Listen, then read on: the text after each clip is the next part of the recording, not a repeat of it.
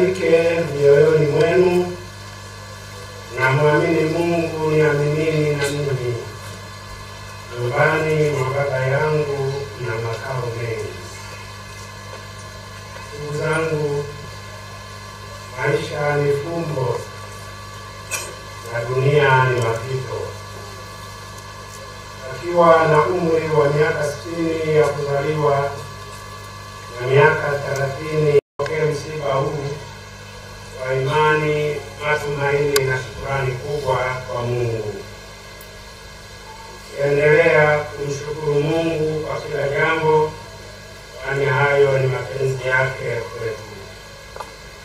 Ndugu zangu, katika hali yetu ya kibinadamu, mioyo yetu imejaa huzuni na masikitiko kwa kifo cha Padre Yonas Lulewa. Tunasikitika kwa sababu Padre Yonas Lulewa amekufa. Hata hivyo, tunaimarishwa na imani yetu, imani inayotupatia nguvu na kutuhakikishia kuwa maisha ya mwanadamu hayaishii kaburini, bali yanaishia katika nyumba ya Baba wa milele. Na katika nyumba hiyo ya Baba wa milele tunapata maisha ya furaha na yasiyokuwa na mwisho. Taa ya Padre Yonas Lulewa haijazimika, kifo hakijazima taa yake, kifo hakijazima uhai wake, kifo hakijazima mshumaa wake ambao unaendelea kuwaka. Tunasoma katika Efasio ya wafu, uzima wa waamini hauondolewi, ila unageuzwa tu, na mtu anapata makao mapya ya milele mbinguni.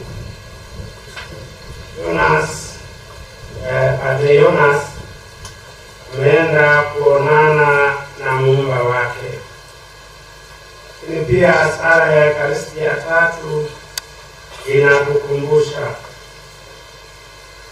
maana kwa kukuona wewe Mungu wetu kama ulivyo, tunafanana nawe milele yote na tutakusifu bila mwisho.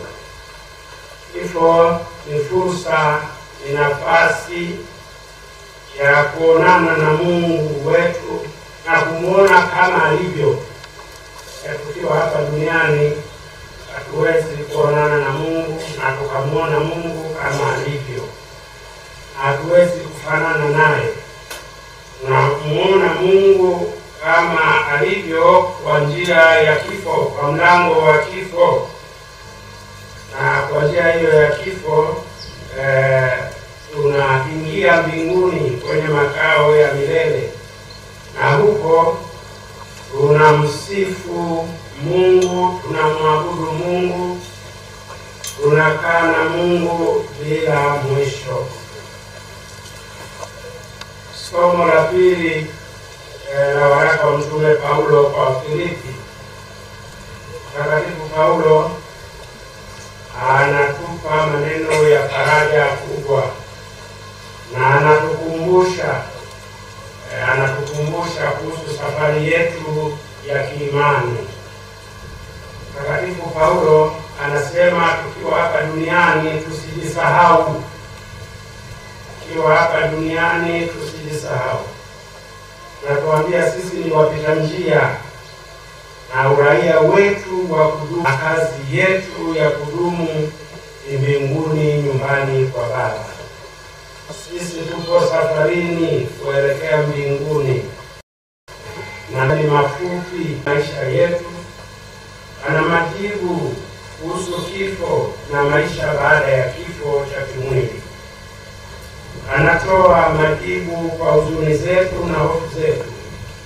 Anatufariji na kutupatia matumaini na amani, sisi wenye mioyo iliyojaa mfadhaiko. Yesu anatuhakikishia kuhusu mpango wa Mungu na anatuhakikishia kwamba mahali pamekwisha andaliwa kwa ajili yetu na kwa ajili ya kila mmoja wetu. Njia ya kwenda kwenye uzima ulioandaliwa ni yeye. Amesema ni njia, hakuna njia nyingine isipokuwa yeye, na njia hiyo ya kuelekea uzimani anayo yeye. Na Yesu anatuambia katika uzima huo ulioandaliwa hakuna maumivu, hakuna huzuni na hakuna kufa tena. Anatualika uamini mpango huo wa Mungu na ahadi zake. Mpango wake ni wa uhakika na wa kweli. Anatualika kumwamini yeye kama tunavyomwamini Mungu Baba. Tukiweka imani yetu kwa Kristo mfufuka, anatuhakikishia kuwa hatatuacha kamwe. Yeye ni njia, yeye ni ukweli na uzima. Ndugu zangu, leo tumekusanyika kumsindikiza Padre Yonas Mlewa. Padre Yonas Mlewa aliitikia wito wa Mungu kwa kuwa Mkristo Mkatoliki, na kwa neema ya Mungu na maongozi ya Roho Mtakatifu akafanywa kuwa padre. Na padre ni nani? Padre ni mchungaji na wakati huo huo ni kondoo. Padre huwa ni mchungaji na wakati huo huo ni kondoo, kama Mtakatifu Agustino anavyotuambia. Padre ni mchungaji, anachunga kondoo, lakini yeye mwenyewe hapaswi kusahau kwamba na yeye ni kondoo wa Kristo. Tunamshukuru Padre Yonas kwa kuupenda, kuheshimu na kuthamini padre kama zawadi kubwa kutoka kwa Mungu. Amedumu na wito huu mpaka mwisho wa maisha yake. Hili ndilo tunalopaswa kumshukuru Mungu. Padre Yonas Mlewa ameupenda sana upadre wake, kama tulivyosikia kwenye watu wake.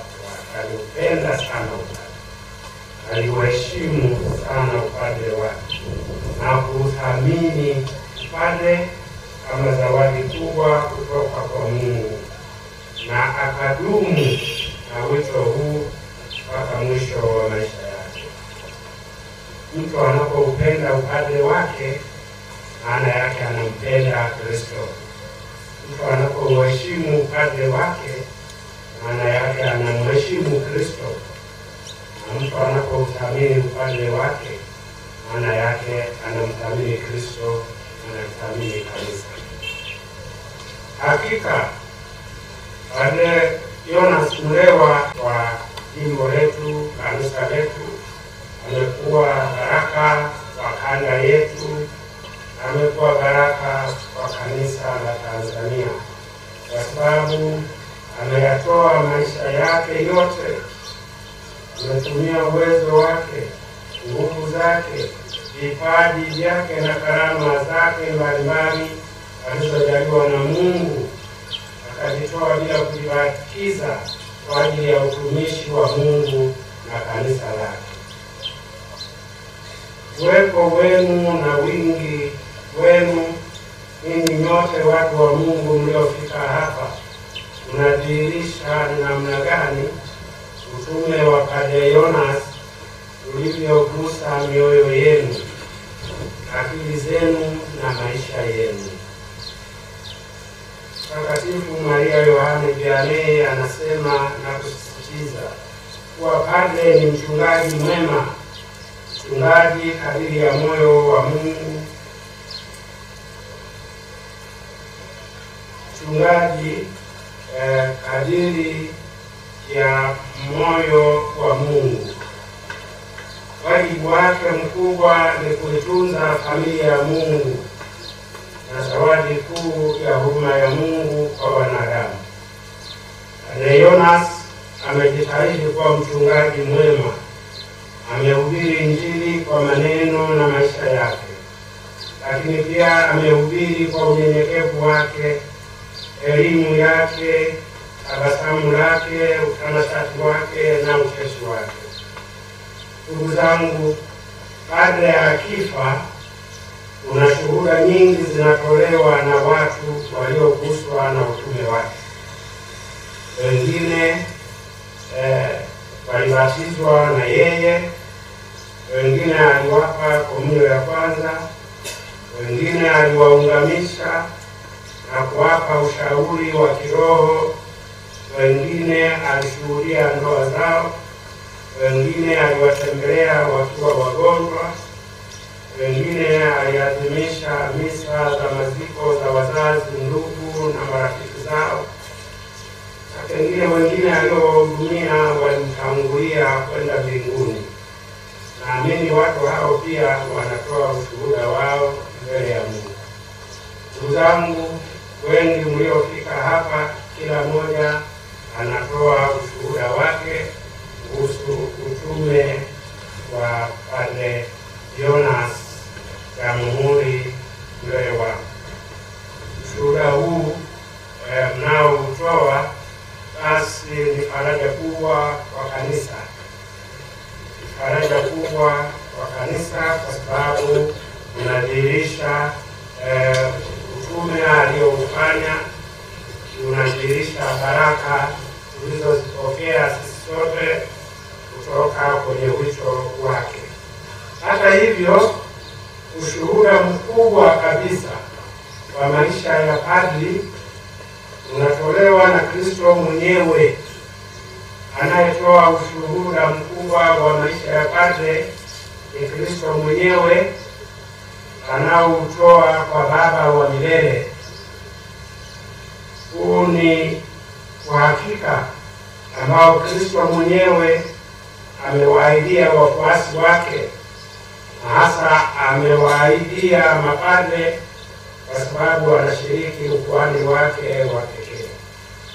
Yesu ametuambia, kila mtu anayenikiri mbele ya watu, na mimi nitamkiri mbele ya Baba yangu aliye mbinguni. Padre Jonas Mlewa alimkiri Kristo mbele ya watu. Alimkiri Kristo mbele yetu kwamba yeye ni Mwokozi wa ulimwengu. Yeye ni Bwana wa uzima. Yeye ni njia, kweli na uzima wa kwenda mbinguni. Naamini Kristo naye atamkiri mbele ya Baba yake wa mbinguni.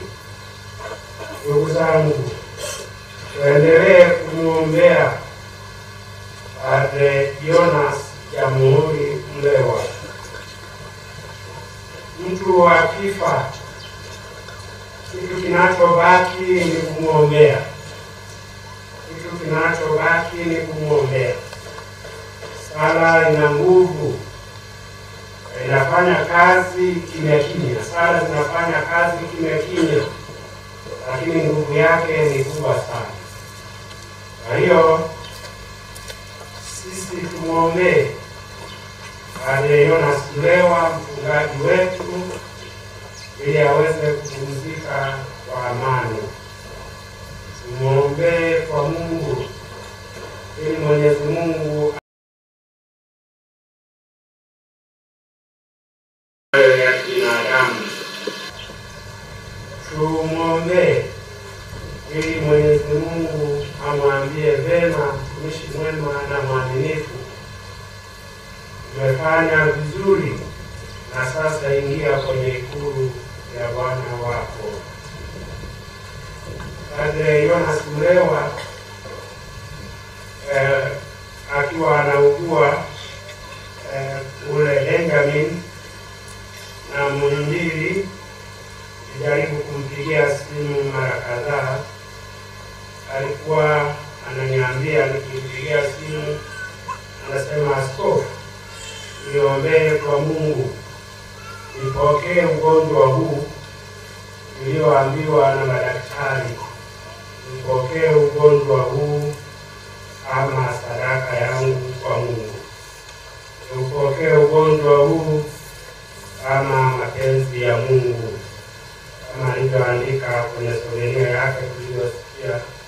Amekuwa pande ili atimize mapenzi ya Mungu.